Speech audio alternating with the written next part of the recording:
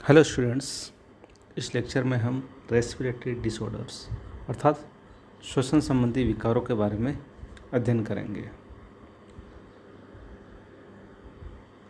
श्वसन संबंधी विकारों की हम बात करें तो उसमें सबसे महत्वपूर्ण आता है अस्थमा।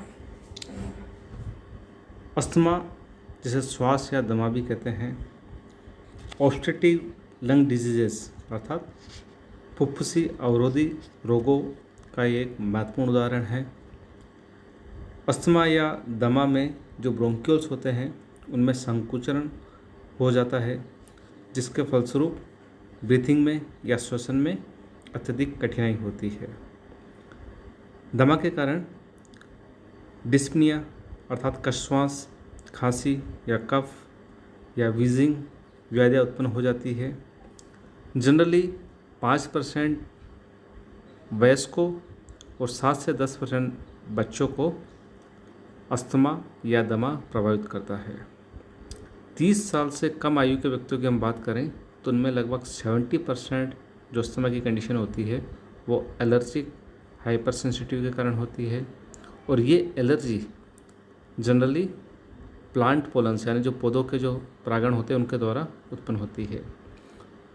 इसके अलावा जो अधिक आयु के जो व्यक्ति होते हैं उनमें दमा या अस्थमा वायु में जो नॉन एलर्जिक उत्तेजक होते हैं जैसे धूल, धुएं आदि के कारण होता है। एलर्जिक अस्थमा की हम बात करें तो इस प्रकार के अस्थमा या श्वास में व्यक्तियों के अंदर एबनॉर्मली अधिक मात्रा में इम्यूनोग्लोबिन ई नामक एंटीबॉडीज़ उत्पन्न हो जाती है, और ये एंटीबॉडीज़ अपने जो पूरक एंटीजन होते हैं उसके साथ रिएक्ट करती है, प्रतिक्रिया करती है, और इसके फलस्वरूप एलर्जिक रिएक्शंस होती है। श्वसन के दौरान वायु के साथ कुछ परागज भी भीतर प्रवेश करते हैं जिन्हें एलर्जन कहा जाता है। ये जो प्लांट पोलन्स होते हैं जो वायु के साथ अंदर आ रहे हैं लंग्स में, उनको एलर्जन कहते हैं। जो प्लाज्मा सेल्स होती है उनको ये एलर्जन इम्यूनोग्लोबिन ई उत्पन्न करने के लिए प्रेरित करते हैं, और दमा में क्या होता है कि ये जो इम्यूनोग्लोबिन ई एंटीबॉडीज़ होती है ये ब्रोंक्यूल या ब्रोंकाई के समीप जो लंग के अंतराली ऊतक होते हैं उनमें स्थित मास्ट कोशिकाओं से ये संयुक्त हो जाती है। प्लाज्मा सेल से तो ये इम्यूनोग्लोबिन ई उत्पन्न हो रही है, और ये क्या हो रही है कि जो मास्ट सेल होती है उनके साथ ये अटैच हो जाती है। जब भी इंस्पिरेशन अर्थात वायु को जब भीतर लिया जाता है श्वसन में, उसके दौरान वायु के साथ जब परागज भीतर की ओर आते हैं, ये उन लोगों में होता है जो कि ज़्यादा संवेदनशील होते हैं। जब ये परागज भीतर आते हैं तो ये परागज उन एंटीबॉडीज़ के साथ प्रतिक्रिया करते हैं जो कि मास्ट कोशिकाओं से संयुक्त होते हैं। इसका फलस्वरूप क्या होता है कि मास्ट कोशिकाएं कई प्रकार के पदार्थ रिलीज करती है। For example histamine, eosinophilic chemotactic factor और ब्रेडिकाइनिन।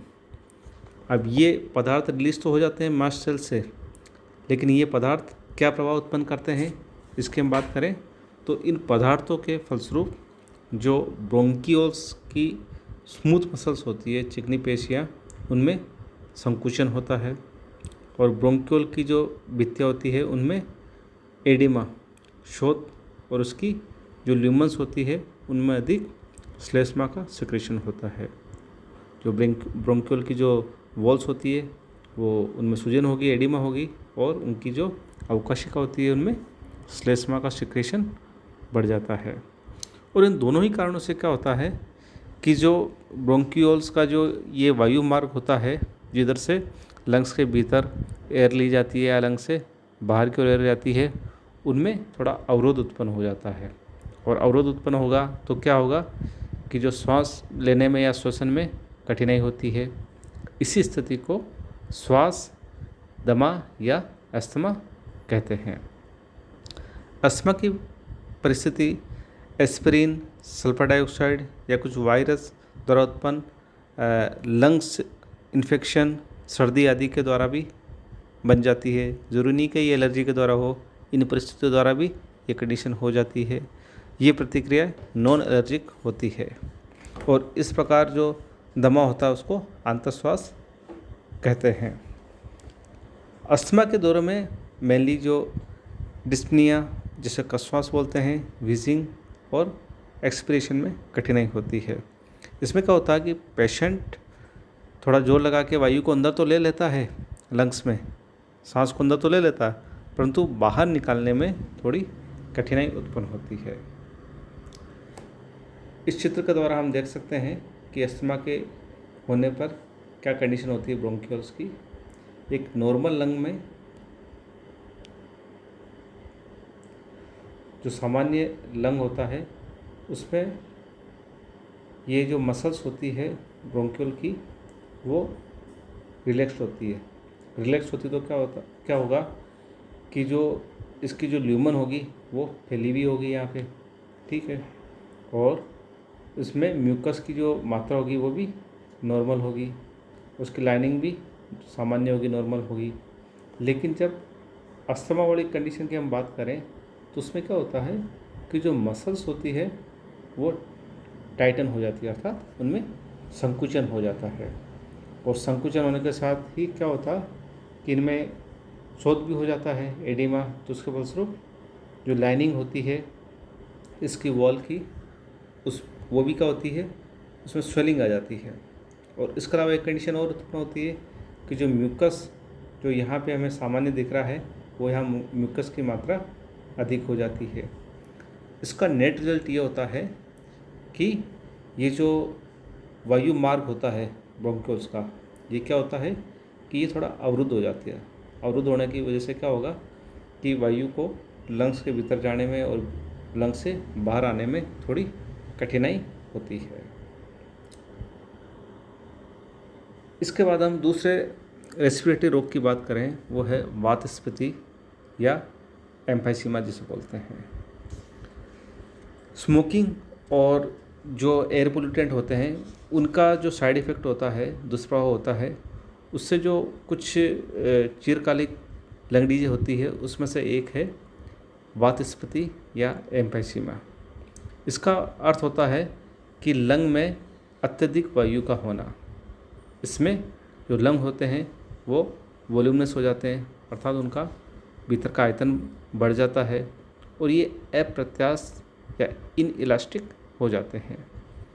ये क्या होता है कि सामान्यतः अधिक संख्या में जो एल्वियोली होती है, कुपिकाएँ, लंग्स के भीतर कुपिकाएँ होती है या वायुकोश होते हैं, उनकी भित्तियों यानी एल्वियोलर वॉल के समाप्त हो जाने के कारण होती है। जब कुपिका भित्तियाँ समाप्त हो जाती है तो उसका फलस्वरूप क्या होगा कि छोटी छोटी कुपिकाओं या वायुकोशों के स्थान पर बड़ी बड़ी वातस्फीति अवकोशिकाएँ अर्थात एम्फाइसीमेटस कैविटीज़ बन जाती है। एल्वियोली के स्थान पर क्या होगा कि बड़ी बड़ी कैविटीज़ बन जाती है तथा वायु इन बड़ी कुपिकाओं की प्रत्यास्थता तथा इन बड़ी कुपिकाओं की प्रत्यास्थता कम हो जाती है। छोटी एल्वियोली तो क्या होती है, वो इलास्टिक होती है, लेकिन ये बड़े अवकाश बन जाते हैं, कैविटीज़ बन जाती है, ये कम इलास्टिक होते हैं। जो कुपिकाओं की भित्तियों की समाप्ति से कुपिकाओं या वायुकोशों का जो कुल टोटल सरफेस एरिया होता है वो कम हो जाता है। जब वॉल्स ख़त्म हो जाएगी तो सरफेस एरिया भी कम हो जाता है। जो इसका फलस्वरूप क्या होगा कि जो कुपिकाओं और रुधिर के बीच में गैसों का जो आदान प्रदान होता है वो भी कम हो जाता है और कुपिका भित्तियों के समाप्त होने से उसमें जो ब्लड कैपिलरीज होती है वो भी समाप्त हो जाती है, जिसका रिजल्ट क्या होता है कि जो फुफ्फुसी धमनी दाब यानी पल्मोनरी आर्टेरियल प्रेशर वो बढ़ जाता है और कुपिकाओं की प्रत्यास्थता में कमी के फलस्वरूप जो लंग होता है उनमें वायु उतनी प्रभावी रूप से बाहर नहीं निकाली जा पाती जितनी सामान्य रूप से निकलती है, क्योंकि बहुत ज़्यादा वॉल्यूम हो जाता है तो जो भीतर से जो वायु है वो बाहर पूरी तरह से नहीं निकल पाती। उसका रिजल्ट क्या होता है कि जो वायुकोश होते हैं उनमें जो दूषित वायु है वो एकत्र हो जाती है, इकट्ठी हो जाती है, और जब दूषित वायु एकत्रित हो जाएगी तो उसका फलस्वरूप क्या होगा कि ऑक्सीजन की कमी उत्पन्न हो जाएगी और हीमोग्लोबिन के साथ बाइंड होने के लिए, संयुक्त होने के लिए ऑक्सीजन कम उपलब्ध रहती है और इसकी क्षतिपूर्ति के लिए जो हार्ट होता है उसके जो दायां निलय होता है उसको अधिक तेज़ी से पंप करना होता है, उसको ज़्यादा वर्क करना पड़ता है, ज़्यादा फोर्स से वर्क करना पड़ता है। इसका फलस्वरूप क्या होगा कि जो निलय होता है वेंट्रिकल, उनमें विवर्धन होता है, वो बड़ा हो जाता है, फैल जाता है। इसीलिए जो वातस्फीति के जो पेशेंट होते हैं उनकी डेथ ज़्यादातर हार्ट फेल के कारण ही होती है। अब हम बात करते हैं टाइप ऑफ एम्फाइसीमा वातस्फीति के प्रकार की। तो ये 3 प्रकार की होती है। पहली है केंद्रीय खंडक वातस्फीति अर्थात सेंट्रीएसिनर और सेंट्रीलोबुलर एम्फाइसीमा। इसमें क्या होता है कि इसमें श्वसनी ब्रोंकियोल, जो रेस्पिरेटरी ब्रोंकियोल्स होती है या श्वसनी का, उसका केंद्रीय या समीपस्थ वायु कोष्ठक प्रभावित होते हैं। जो पास के या जो केंद्रीय जो एसिनी होते हैं वो इसमें प्रभावित होते हैं, वो एल्वुली इसमें प्रभावित होती है, एसिनी प्रभावित होती है।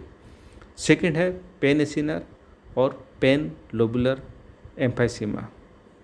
इसमें वे सभी वायु कोष्ठक प्रभावित होते हैं जो श्वसनी ब्रोंकियोल अर्थात रेस्पिरेटरी ब्रोंकियोल से अंतस्कुपिकाओं तक होते हैं। जो टर्मिनल एल्वुली होती है वहाँ तक जो पाए जाते हैं वो सारे इससे प्रभावित होते हैं।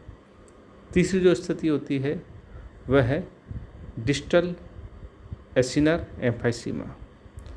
इसमें समीपस्थ वायु कोष्ठक सामान्य होते हैं बट दूरस्थ भाग वातस्फीति से प्रभावित रहते हैं।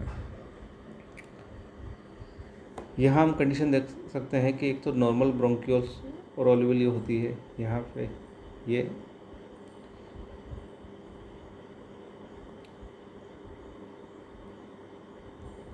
तो है नॉर्मल, इसमें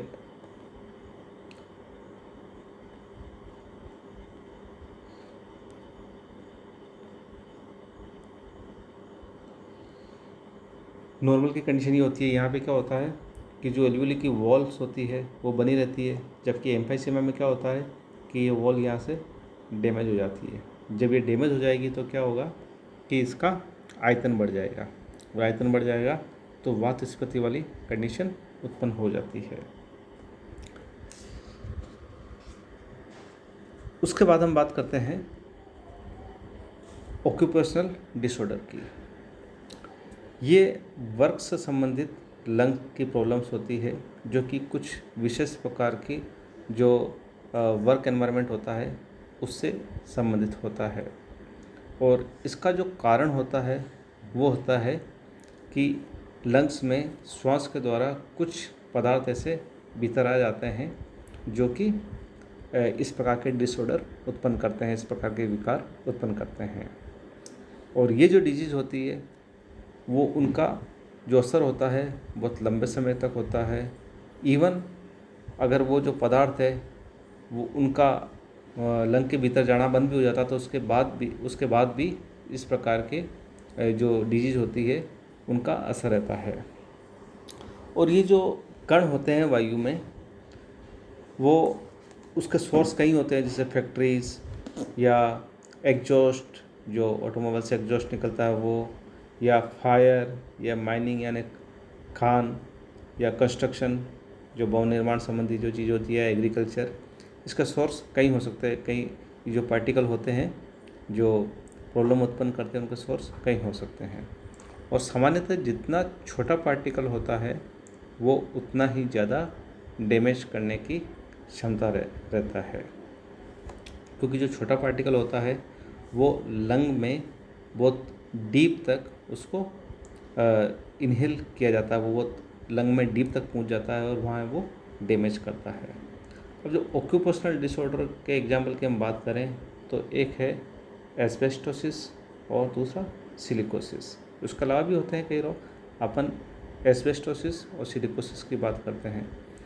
एस्बेस्टोसिस होता है वो कंडीशन होती है एस्बेस्टोस की उपस्थिति के कारण कि जब श्वसन के साथ एस्बेस्टोस के फाइबर कोई व्यक्ति अंदर लेता है तो कुछ टाइम बाद में कुछ टाइम बाद में क्या होता है, इसके फलस्वरूप जो लंग होते हैं, फेफड़े होते हैं, उनमें घाव हो जाते हैं और वो स्टिफ हो जाते हैं।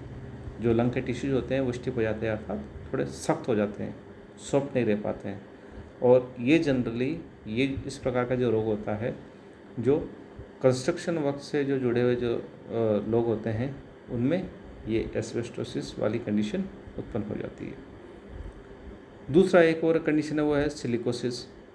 सिलिकोसिस जो वायु में जो क्रिस्टलाइन सिलिका होता है, उसको श्वसन द्वारा भीतर लंग में ले लेने के फलस्वरूप ये स्थिति हो जाती है। और ये जो क्रिस्टलाइन सिलिका की डस्ट है, वो खदानों में, माइंस में या ब्लास्टिंग ऑपरेशन के एनवायरनमेंट में वहाँ पे पाई जाती है। इसके अलावा ये स्टोन, क्ले और ग्लास निर्माण वाली जो यूनिट्स होती हैं, फैसिलिटीज़ होती है, वहाँ पे भी सिलिका, जो क्रिस्टलाइन सिलिका होती है, वो वायु में पाई जाती है और ये श्वसन के द्वारा भीतर की ओर प्रवेश कर जाती है। जब ये क्रिस्टलाइन सिलिका लंग्स में प्रवेश करती है तो उसका फलस्वरूप क्या होता है कि लंग में घाव उत्पन्न हो जाते हैं और इसके फलस्वरूप जो दूसरे प्रकार के जो लंग डिजीज होते हैं, उनके भी होने के चांसेस बढ़ जाते हैं, उनकी रिस्क बढ़ जाती है। इस प्रकार ये ऑक्यूपेशनल जो लंग डिजीज है उसका एग्जाम्पल है। Thank you.